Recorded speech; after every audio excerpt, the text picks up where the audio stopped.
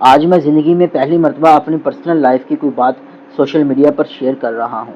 میرے خیال سے یہ اس وقت کی اشد ضرورت تھی۔ میری شادی سے چند دن قبل میرا نکاح ہو گیا تھا، اور میں نے جب اپنی زوجہ سے رابطہ کیا تو میں نے ان سے کہا کہ میں اپنی زوجہ کو یعنی اپنی غیرت کو مکمل با پردہ دیکھنا چاہتا ہوں۔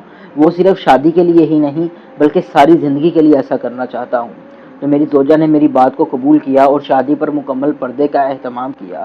اور جب شادی پر بہت سے مہمان بھی تشریف لائے تھے اور بہت سے لوگوں نے سوال بھی اٹھایا کہ ایسا کیوں ہوا، ایک دم اس لڑکی پر پردے کا بوجھ ڈال دیا گیا، تو بہت سے لوگوں نے مجھ سے بھی سوالات کیے اور بہت سے لوگ نے اعتراضات بھی کیے، بہت سے لوگ ناراض بھی ہوئے، لیکن یہ ان کی اپنی روش تھی۔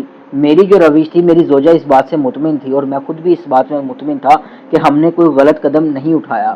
اگر ہم نے اپنی زوجہ کو پردے کے اہتمام کا کہا ہے تو یہ میری غیرت ہے، کیونکہ میرے خیال میں کوئی بھی غیرت مند مرد اس بات کو گوارا نہیں کرتا کہ اس کی عزت کو کوئی اور دیکھے۔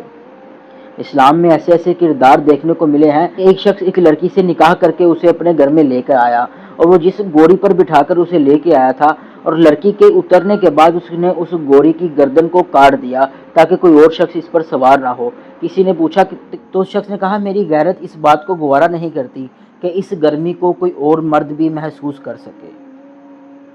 اسلام نے ایسے بھی کردار دیکھنے کو ملتے ہیں، تو جنہوں نے بات کرنی ہے انہوں نے کر جانی ہے۔